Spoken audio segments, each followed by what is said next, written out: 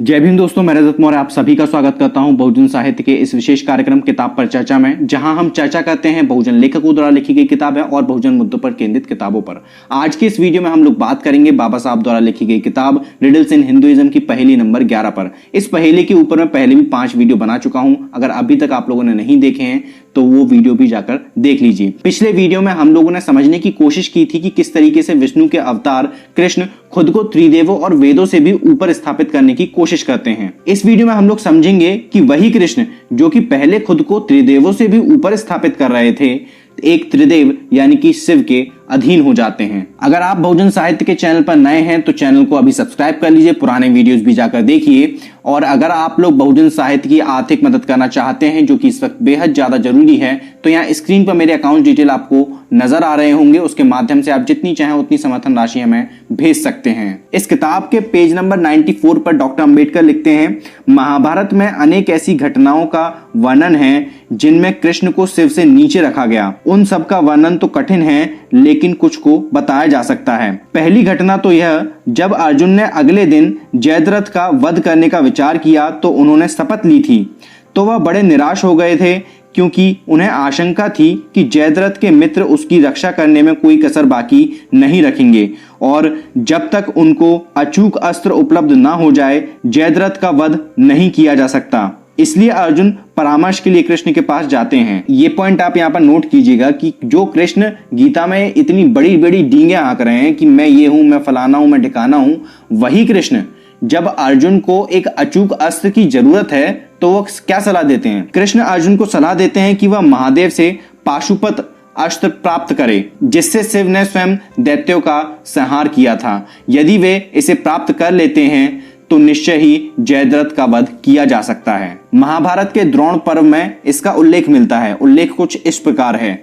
उनके पास पहुंचकर धर्मपरायण श्री कृष्ण और पार्थ पुत्र अर्जुन ने पृथ्वी पर मस्तक टेक कर वेद मंत्र पढ़ते हुए उन्हें प्रणाम किया। किसके पास पहुंच के? शिव के पास। विश्वनयनता अनंत अश्विनी देव के रूप में उनकी अभ्यर्थना की, जो परम ज्ञान के स्रोत हैं। दोबारा याद दिलाऊंगा, अगर आपने पिछला वीडियो जाकर नहीं देखा है तो देख लीजिए, लिंक आपको आई बटन पर मिलेगा, क्योंकि अगर आप सीरियल वाइज सारी वीडियोस नहीं देखेंगे तो आपको कुछ भी समझ में नहीं आएगा। आकाश वायु नक्षत्र सागर के सृष्टा हैं, पृथ्वी के परम श्रेष्ठ तत्व हैं, देवों दानवों यक्षों मानवों के सृजक हैं।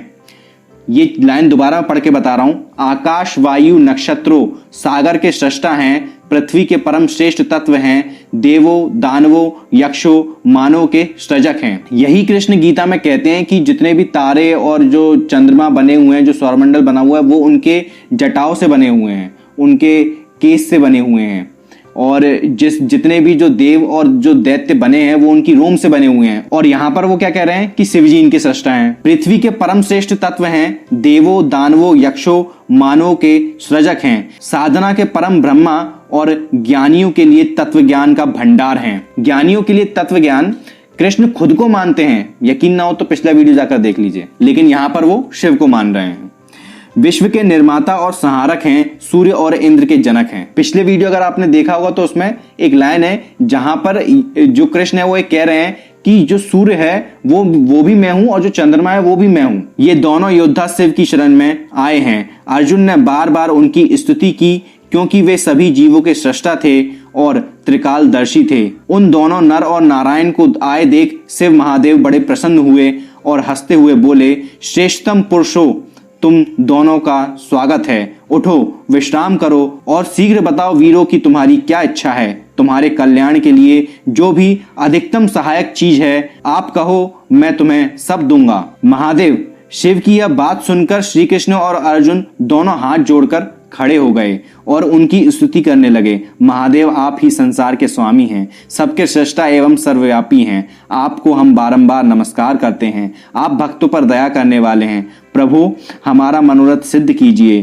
तब अर्जुन ने मन ही मन भगवान शिव और श्री कृष्ण का स्मरण किया तथा शंकर जी से कहा, भगवान मैं दिव्य अस्त्र चाहता हूँ। यह सुनकर भगवान शंकर मुस्कुराए और कहने लगे, श्रेष्ठ पुरुषों मैं तुम दोनों का स्वागत करता हूँ। तुम्हारी अभिलाषा मुझे मालूम हुई।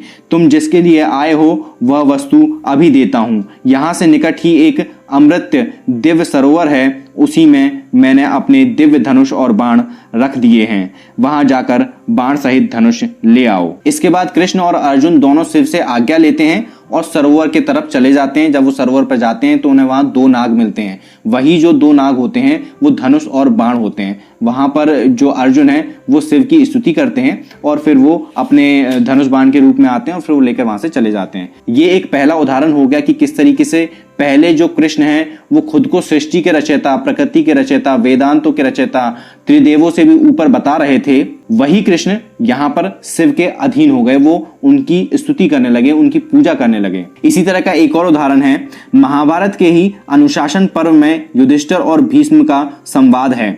युधिष्ठिर भीष्म से महादेव के गुणों के विषय में पूछते हैं। भीष्म जवाब देते हैं, मैं महादेव की लीलाओं और गुणों की व्याख्या करने में असमर्थ हूँ, जो सर्वव्यापक है। वह अगोचर है, वही ब्रह्म, विष्णु और इंद्र के जनक हैं। यहाँ पर नोटिस करिए आप कि शिव को यहाँ पर ब्रह्मा, विष्णु और जो इंद्र है उसका जनक बता दिया। वह अगोचर हैं, वही ब्रह्मा, विष्णु और इंद्र के जनक हैं। देवताओं में ब्रह्म से लेकर पिशाच तक उनकी उपासना करते हैं।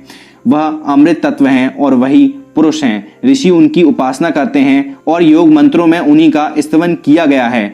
वह सत्य के सूक्ष्म तत्व हैं। पिछले वीडियो अगर आपने ध्यान से देखा होगा तो ये कुछ इसी तरह की जो वाक्य है वो कृष्ण खुद के लिए कह रहे थे। वह अजर अमर ब्रह्म हैं, वह विद्वान भी हैं और अविद्वान भी। उन्होंने शक्ति से आत्म तत्व प्राप्त किए हैं और वह देवादि देव और प्रजापतियों के स्वामी हैं। मेरे जैसा मानव तो माता के गर्भ से उत्पन्न हुआ है और जो मृत्यु को प्राप्त होने योग्य है, वह भव के गुणों का बखान क्या कर सकता है। उनका वर्णन तो मात्र नारायण कर सकते हैं। जो विष्णु मेधावी हैं, सर्वगुण संपन्न हैं, दुर्जय हैं, दिव्य दृष्टि हैं, दिव्य शक्ति हैं, वह भी उनका ध्यान करते हैं। यहाँ पर क्या बताया जा रहा है, विष्णु भी उनका ध्यान करते हैं। किसका? शिव का। रुद्र के लिए भक्ति के कारण भगवान कृष्ण संसार श्री कृष्ण द्वारा व्याप्त हैं। उन्होंने बद्री में महादेव से संसार में धन से भी ज्यादा प्रिय होने की योग्यता प्राप्त की है। किससे? कृष्ण ने महादेव से प्राप्त की है। माधव ने 1000 वर्ष तक शिव की उपासना में तप किया,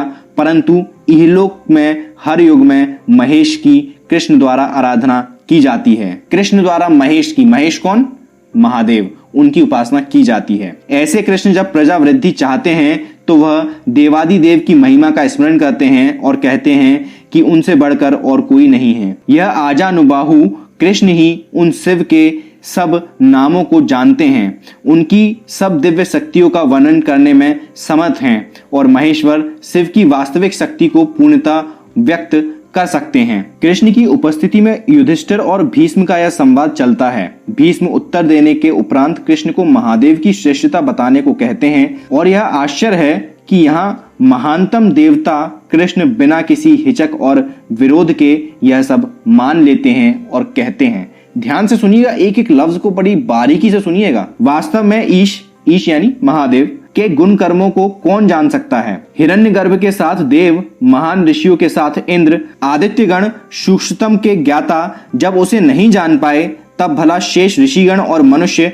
यह कैसे समझ पाएंगे। मैं असुरों के हंता उस देवादि देव के गुणों का वर्णन करूंगा जो सब धार्मिक अनुष्ठानों के स्वामी हैं। यहाँ यह स्पष्ट है कि कृष्ण अपने को शिव से हीन समझते हैं। साथ ही शिव जानते हैं कि कृष्ण का महान पद से पतन हो चुका है। बराबरी की बात तो दूर रही, अब यहाँ पर महादेव अश्वत्थामा को बता रहे हैं कृष्ण के बारे में। कार्यकुशल कृष्ण ने मेरी विधिवत पूजा की है। सत्यता, पवित्रता, ईमानदारी, उदारता, अत्यंत सरलता, अनुष्ठान, धैर्य, बुद्धि, आत्मसंयम, निष्ठा और विचार पूर्वक, इस कारण कृष्ण से अधिक मुझे और कोई प्रिय नहीं है। कृष्ण शिव ही क्या, हर देवता से श्रेष्ठतम थे। इस चीज को समझने के लिए आपको इससे पहले वाला वीडियो देखना पड़ेगा। उस वीडियो को अगर आप नहीं देखोगे तो ये वीडियो आपके काम का ही नहीं निकलेगा। उस वीडियो को भी देखिए और इस वीडियो को भी देखिए, फिर तुलनात्मक अध्ययन कीजिए। जो वास्तव में परमेश्वर थे, यहाँ शिव के मात्र अनुयायी बना दिए जाते हैं जो मामूली सा वरदान मांगते फिरते हैं। कृष्ण के पतन की कथा यहीं समाप्त नहीं होती, उन्हें और भी अपमान सहन करने पड़ते हैं। शिव के मुकाबले कृष्ण अपना दर्जा नीचे स्वीकार कर लेते हैं, यहाँ तक कि वह उपमन्यु के अनुयायी बन जाते हैं जो कि महान शिव भक्त हैं। कृष्ण उससे शैवमत की दीक्षा ग्रहण करते हैं। कृष्ण स्वयं कहते हैं, शास्त्र अनुसार 8वें दिन उस ब्राह्मण उपमन्यु ने मुझे दीक्षित किया। मैंने सिर का मुंडन कराया, घी से विलेपन किया, बाहों में दंड, कुश, नाम, दर्भ ग्रहण किया, कटी पर मेखला से बांधकर वल्कल धारण किया। कृष्ण तब तप करते हैं और महादेव के दर्शन करते हैं। आगे डॉक्टर अंबेडकर लिखते हैं, क्या ईश्वर जैसी पदवी प्राप्त देवता की पदावनति और कहीं दृष्टिगोचर होती है? और जिनकी तुलना में शिव ईश्वर मात्र कहे जाते थे, बाद में तो वह कृष्ण ईश्वर भी नहीं रहे, वह शिव के भक्त बन गए और उपमन्यु जैसे साधारण ब्राह्मण से उन्होंने शैव धर्म की दीक्षा भी ली। यहां तक अगर आप लोगों ने वीडियो देखा है तो इस चीज को आप समझ गए होंगे कि किस तरीके से जहां पर कृष्ण खुद को सृष्टि के रचयिता बता रहे हैं, बाद में वो शिव के अधीनस्थ हो जाते हैं, उसके भक्त बन जाते हैं, बल्कि एक साधारण से ब्राह्मण से शैव मत की दीक्षा लेते हैं। तो ये इतना घालमेल है क्यों? क्या इसकी वजह पता है आपको? इसकी बहुत सिंपल सी वजह है। जो हिंदू धर्म, कथित जो हिंदू धर्म है, ब्राह्मण धर्म जो है, इसके अंदर ही आपसी कलह इतना ज्यादा है जिसकी कोई हद नहीं है। अब इस आपसी कलह के ऊपर कोई बात करता नहीं है इनके धर्म में। और यकीन ना हो तो आप दुनिया के किसी भी इस्कॉन टेम्पल में चले जाइए, वहां आपको केवल कृष्ण की मूर्ति मिलेगी, उसके अलावा किसी देवता की मूर्ति नहीं मिलेगी। हद से हद वहां पर राधा की मूर्ति मिल जाएगी। ऐसा क्यों है? क्योंकि ये जो शैव मत और जो वैष्णव मत हैं, ये दोनों अलग अलग मत हैं, लेकिन बाद में कालांतर में ये एक ही फोल्ड के अंदर आ गए। इसके ऊपर मैं डिटेल में अलग वीडियो में बात करूंगा कि किस तरीके से बुद्धिज्म से, बौद्ध धम्म में से ये सारे मत निकले और बाद में इन्होंने अपनी अपनी कई शाखाएं बनाई। आप लोग अगर चाहते हैं कि मैं इसके ऊपर वीडियो बनाऊं कि किस तरीके से बुद्धिज्म में से निकलकर ये सारे जो मत हैं वो निकले और फिर बाद में इन्होंने अपनी अलग अलग शाखाएं बनाई, अगर आप चाहते हैं तो नीचे कम से कम मुझे 100 कमेंट्स मिलने चाहिए, तब मैं इसके ऊपर अलग से वीडियो बनाऊंगा।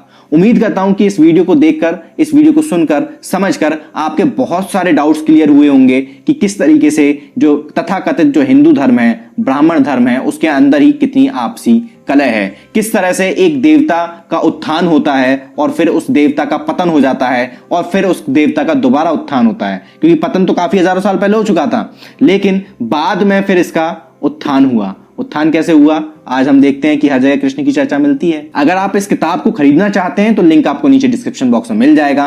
वीडियो आप लोगों को कैसा लगा नीचे कमेंट बॉक्स में कमेंट करके जरूर बताइएगा। मैं रजत मौर्य मिलता हूं आपसे फिर किसी किताब के साथ। तब तक अपना और अपनों का ध्यान रखें, पढ़ने की आदत को विकसित करें, क्योंकि पढ़ेगा इंडिया तभी तो बढ़ेगा इंडिया। जय भीम, जय भारत, जय संविधान, जय जोहार।